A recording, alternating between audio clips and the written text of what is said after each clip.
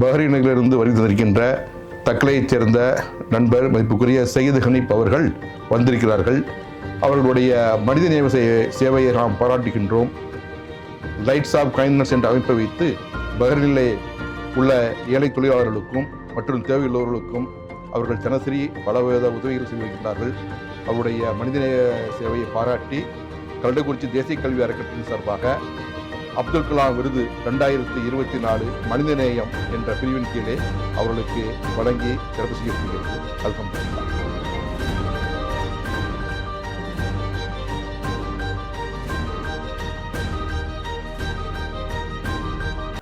வணக்கம்.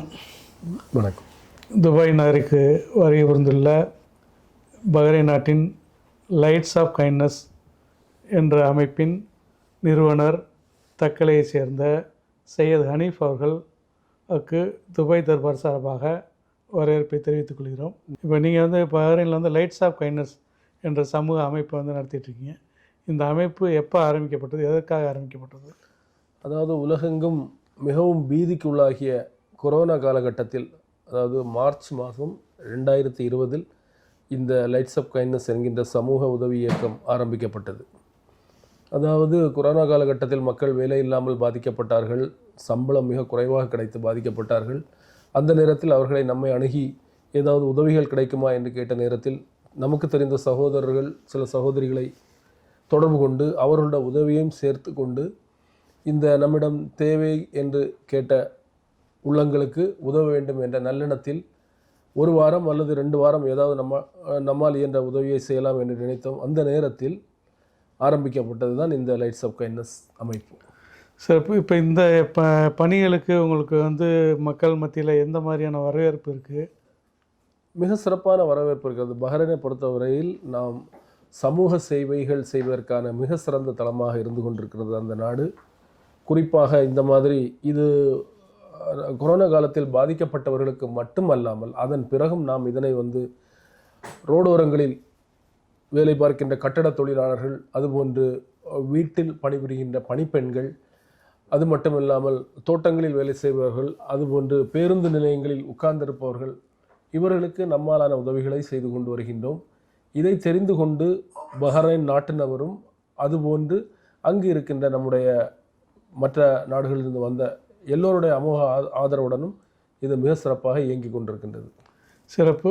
இப்போ இந்த உதவி மட்டும் இல்லாமல் குறிப்பாக பஸ்ஸில் போகிறதுக்கான அந்த கார்டு, அதாவது கார்டு யூஸ் பண்ணி பஸ்ஸில் போகிறது, அந்த கார்டுகளையும் நீங்கள் கொடுத்துறதா கேள்விப்பட்டோம். இப்போ இதுக்கு பஹ்ரைன் போக்குவரத்து துறை எந்த வகையில் இதுக்கு ஒத்துழைப்பாக இருக்குது? இந்த முயற்சியில் மேற்கொள்கிறதுக்கு நீங்கள் காரணம்? இது உண்மையிலே யாருமே செய்யாத ஒரு வித்தியாசமான முயற்சி. 2வது அது ரொம்ப ஒரு கட்டாய தேவையும் கூட. ஏனென்றால் நாம் பயணம் செய்கின்ற நேரங்களில் சாலையோரங்களில் பார்க்கின்றோம், நிறைய பேர் பஸ்ஸுக்காக நிறைய நேரம் காத்து நிற்கின்றார்கள், நிறைய பிரச்சனைகள் வருகின்றன.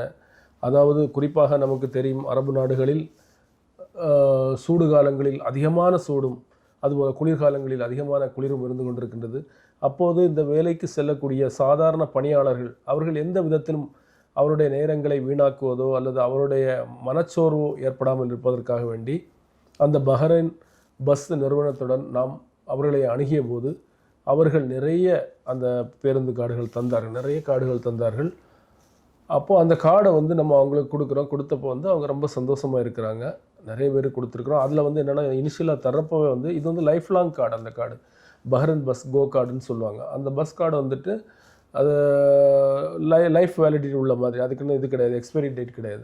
அப்போ அதில் இனிஷியலாக அவங்களும் ஏதாவது கொஞ்சம் காசு கிரெடிட் வச்சு தான் தருவாங்க. மற்ற மாதிரி அந்தந்த தேவையான நேரங்களில் இவர்கள் அதில் காசு போட்டு அந்த பயணத்தை செய்யலாம்.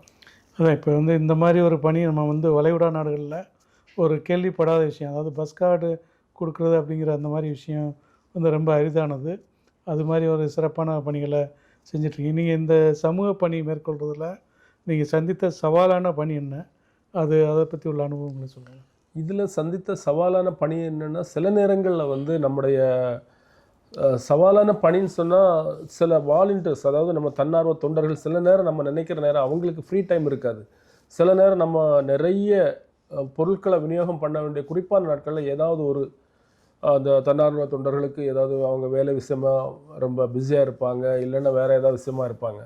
அப்போ அந்த மாதிரி நேரங்களில் தான் சில சவால்களை சந்திக்க வேண்டியது. எப்படியாவது இது அந்த இடத்துல கொண்டு சேர்க்கணும், கொடுத்த வாக்குறுதி அந்த ஏழை தொழிலாளர்களிடம் சென்றடைய வேண்டும் என்கின்ற எண்ணத்தில் அந்த நேரத்தில் சில சூழ்நிலைகள் இருக்கும். மற்ற மாதிரி இந்த விஷயம் வந்து ரொம்ப சுமூகமாக ரொம்ப நல்லபடியாக சென்று கொண்டிருக்கின்றது. சிறப்பு. இப்போ வந்து இந்த பணிகள் வந்து நீங்கள் அலுவலக தவிர இந்த பணிகளில் ஈடுபடுறீங்க. இப்போ இதுக்கு வந்து உங்களுடைய குடும்பத்தினுடைய ஒத்துழைப்பு இது எப்படி இருக்குது? இது வந்து ஆக்சுவலி இந்த கொரோனா காலத்தில் வந்து என்னுடைய குடும்பம் ஊரில் இருந்தாங்க. அப்போ கொரோனா காலத்தில் வந்து என்னுடைய சகோதரியும் சகோதரியுடைய கணவரும் பஹ்ரைனில் வந்திருந்தார்கள். விசிட்டிங்காக வந்தாங்க. 3 மாதம் விசிட்டிங்கில் ஃபஸ்ட் டைம் பஹ்ரைனுக்கு வந்தாங்க. அப்போ வந்தப்போ என்னாச்சுன்னா, அவங்களுக்கு வந்து அந்த 3 மாதம் முடிஞ்ச பின்னாடியே அந்த விசிட்டிங் பீரியட் போக முடியலை. ஏன்னா வந்து அப்போ ஃப்ளைட் சர்வீஸ் கிடையாது.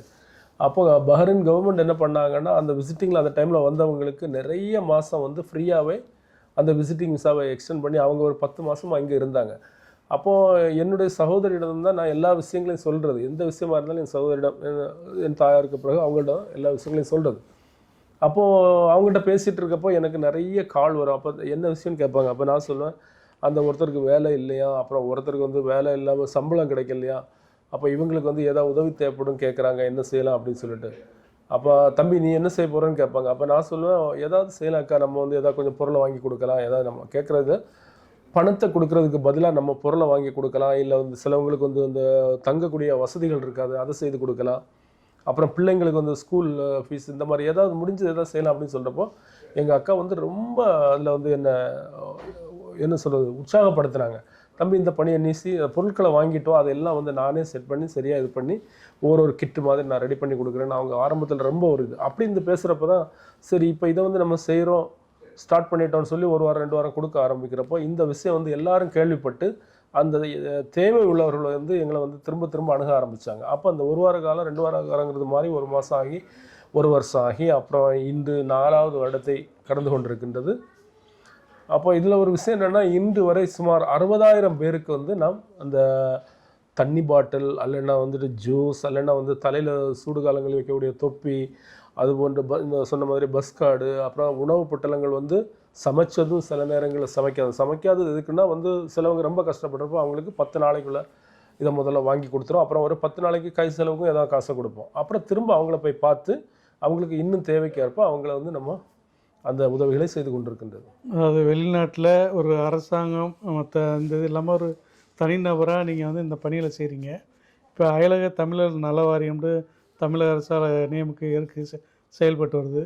இதன் மூலமாக உங்களுக்கு ஏதாவது கௌரவம் கிடைச்சிருக்கா, இல்லை வேறு ஏதாவது அமைப்புகள் உங்களை கௌரவப்படுத்தியிருக்காங்களா? நிறைய அமைப்புகள், குறிப்பாக பஹ்ரைனில் வந்து அன்னை தமிழ் மன்றம்னு ஒன்று இருக்கிறாங்க.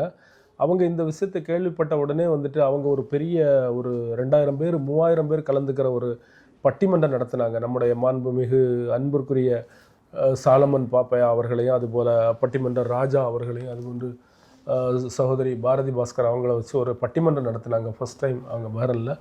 அப்போ அந்த ப்ரோக்ராமில் அந்த நிகழ்ச்சியில் வந்து அவங்க நம்மளை அழைச்சி நிச்சயமாக நீங்கள் செய்யக்கூடிய இந்த சேவைக்காக அப்போ தான் இது ஃபஸ்ட்டில் வந்துட்டு இந்த ஃபோக்கஸ் ஆகுது, இப்படி வேலை செய்துட்டு இருக்கிறாரு, இவருக்கு இந்த பரிசு கொடுக்குறாங்க, அது ஒரு தமிழராக இருக்கிறாருன்னு சொல்லிட்டு தந்தாங்க. அதுக்கப்புறம் தெரிஞ்சுக்கிட்டு நிறைய மற்ற மாநில அமைப்புகள் நிறைய பேர் முன்னுக்கு வந்து இதை தந்தாங்க. இப்போ நீங்கள் அயலக வெளிநாட்டுத்துறையை பற்றி கேட்டீங்க. ஆக்சுவலி இந்த விஷயம் அவங்களுக்கு இதுவரை போய் சேரலைன்னு நினைக்கிறேன்.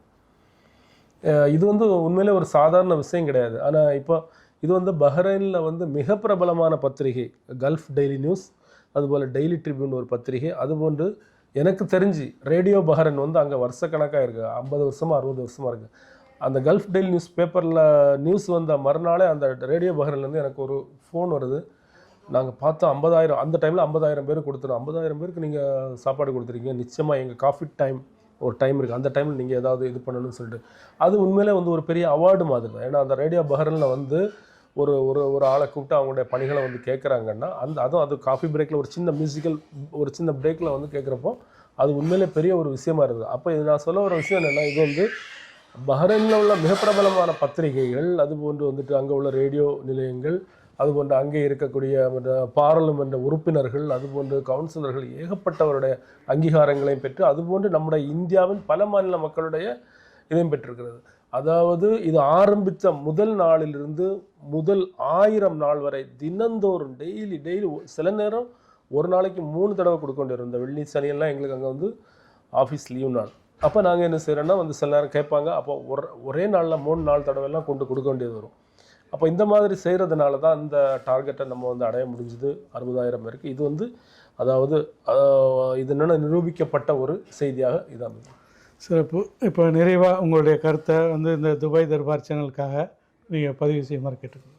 துபாய் தர்பார் சேனல் மிக சிறப்பாக நடந்து கொண்டிருக்கின்றது. எனக்கு துபாய் நகரத்தினுடைய எல்லா செய்திகளையும் உடனுக்குடன் எனக்கு தந்து கொண்டிருப்பது, பஹ்ரைனில் இருந்தாலும் நம்முடைய தாயகத்தில் இருந்தாலும் உடனுக்குடனே தந்து கொண்டிருப்பது சகோதரர் மூத்த ஊடகவியலாளர், சிறந்த சமூக சேவருமான அன்புக்குரிய முதுவை ஹிதாயத் அவர்கள்.